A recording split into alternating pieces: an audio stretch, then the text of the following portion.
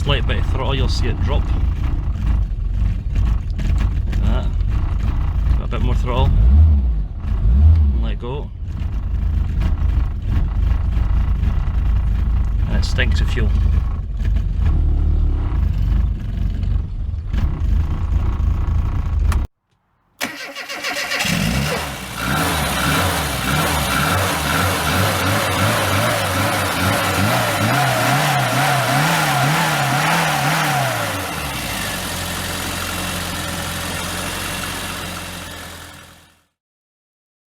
Hi everyone, welcome back to another video. I'm just carrying on with the problem solving for Ed to try and get in and get as much cleaned up and fixed, if it needs fixed, as I can before getting everything back together. So I'm still waiting on parts coming, and I'll just add it into this video as they come. I'll keep it rolling. Right, the old PTC heater, as we've seen, and the new one. That's a really easy way to spend £107. But needs must, so there we go. That's what you want to hear. Actually doesn't look too different. It's the element inside that's the big difference. So I'm going to get this fitted back onto the inlet manifold and start building it up and getting it back in the car. Right, I've been busy ordering stuff. I've had to order from a few different places, been let down by a few different people. So I've got enough to make do with what I need at the moment, and I can order stuff to replace as I go down the line, such as life at the moment. Right, I've painted these up. All the things for the thermostat. New thermostat you've seen already. The new PT heater is in. The C-clip, that was a bit fiddly fitting, but it's all in now. New Jubilee clips. New fuel trap. Coolant temp sensor, gaskets, all the serviceable stuff that was due anyway, hoses, and this I'm deciding to replace for the whole car. Instead of the vacuum pipes, I've spoken to quite a few people now, and this has been recommended a few times. This is Samco 3mm Motorsport vacuum pipe. I've tried putting it over the ends where the vacuum hoses go, and it's a really good fit, much better than what the collars are, these collars. And what I've done is I've ordered 3 different colours, so I've got red, blue and black, just to try and keep it coordinated, because I like things to be neat and as they came off. So I'm going to go away off camera, I'm going to go through fitting all this onto the car, getting it ready. Once I get it running, I can then look at getting it looking nice, running nice, but my aim today is to get all this back on, get it started, hopefully get this reading the right temperature from the coolant, and also the dash temperature going to where it should go, so fingers crossed. So I'm a good bit in now to get all that together. Just thought I would show you this. Found another problem which would account for the terrible running. This vacuum pipe here. Now it's worse because I've lifted it out, but it's still kinked and crushed. So that will have a major issue on the running of the car. So keep an eye out for this. That's not an old hose, but as you can see it's completely crushed there. Luckily it's getting replaced with the vacuum pipe I discussed. So the next problem I've had, while taking the vacuum pipe off the map sensor on the ECU, it snapped off. The plastic bit that comes out to here just completely snapped, which causes big problems. These things are getting rarer, and yeah, I was not impressed to say the least. But what I've done, I've reached out to a few of the mini groups on social media, and oh, these guys are fantastic. I got recommendations, I got offers to buy, offers to loan, and this community, I can't speak highly enough of it. They're only wanting to help you. And anyone watching it that's seen my posts or commented or sent me messages, thanks. Really appreciated. What I've decided to do for peace of mind, I had a company was recommended to me that reconditions these, repairs them, then that way at least I know this can get fixed, and if it's responsible for any other of the faults in the injection system, So that's what I'm going to do. Get this packaged up, get it sent off. The turnaround time I'm told at the moment is about a week, so I should know soon enough, and I will let you know how I get on. A few weeks later, the ECU was sent off and it's now just been delivered back to me. And I've had a quick look and it looks new. Well, it's been fully remanufactured, painted, new parts inside and out, and it's looking good. And we now have a fully working map sensor. Speaking with the company that did it, company there, ATP Electronics, really good, really knowledgeable on the phone. It had a fault with the map sensor, and what they do, they replace all the parts. These are all new parts.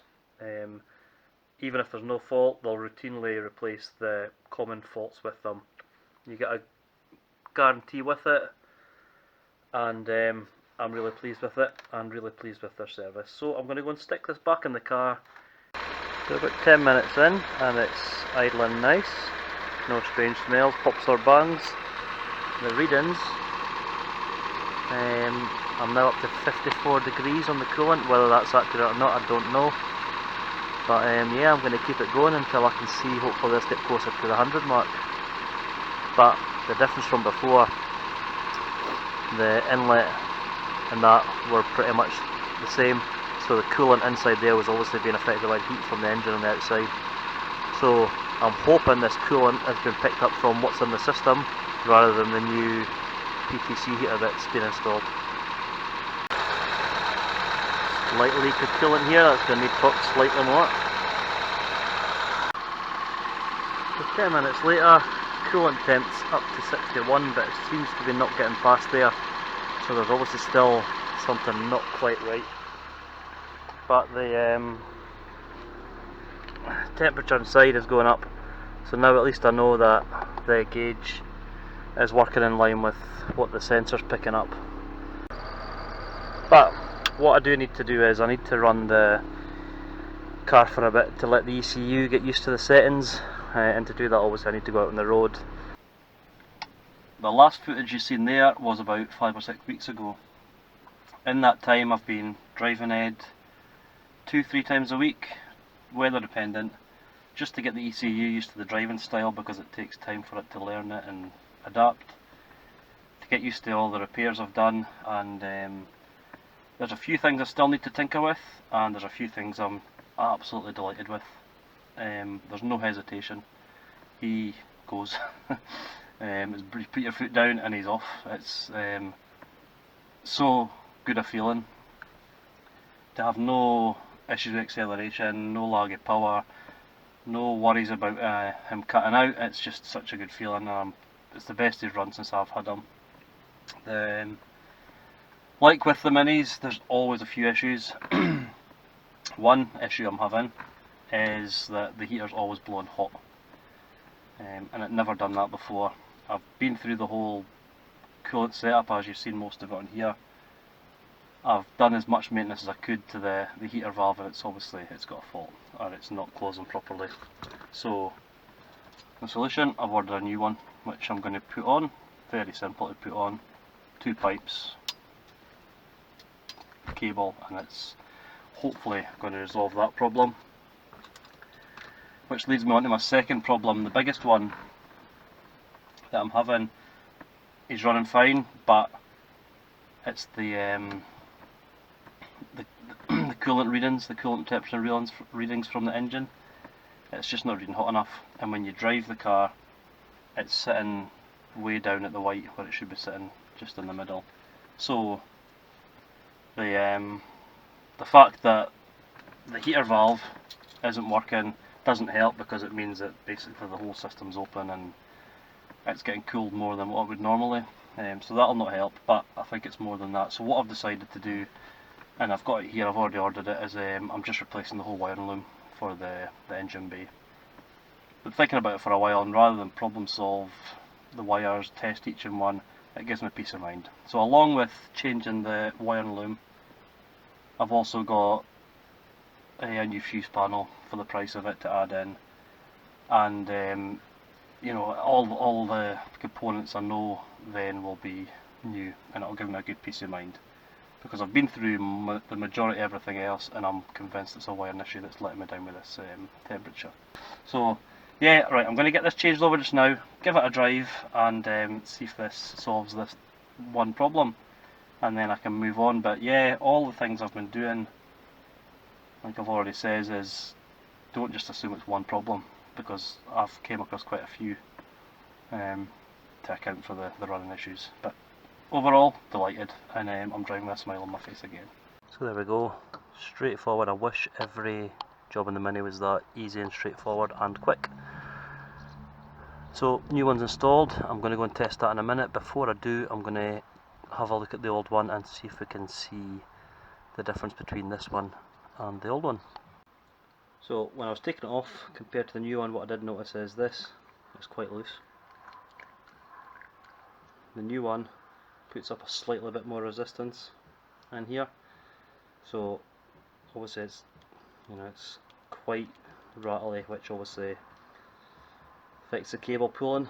This bit here, if I'll show up on camera again, there's not much give in it, you know, there's slight, so again it's not holding the cable secure.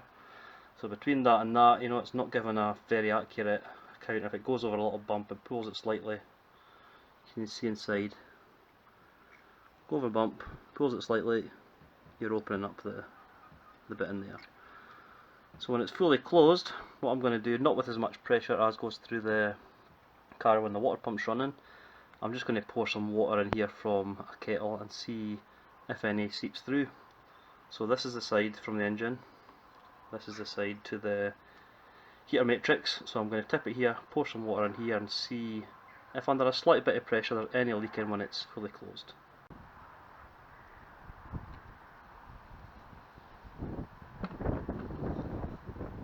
There we go, if we do a slight wiggle here, leaking through. Right, I'm going to go and give this car a spin, and I'm going to get the engine heated up, and I'm going to see if this has made any difference to the temperature coming through the heater and the temperature on the gauge here. You know, you can really enjoy your Mini when you can go to sites like this, and also places like this.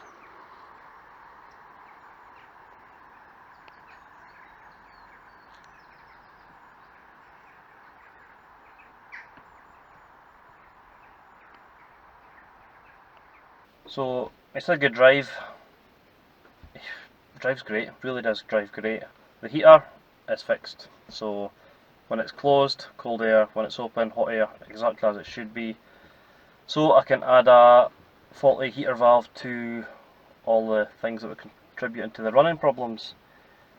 The temperature, when you're idling, it does get up to near enough halfway eventually. When you're driving, it dips quite low, so there's still an issue there with the temperature, and when I get into the wiring loom and the wiring, I'm hoping that'll resolve it. So that's what I'll be doing next. But really pleased.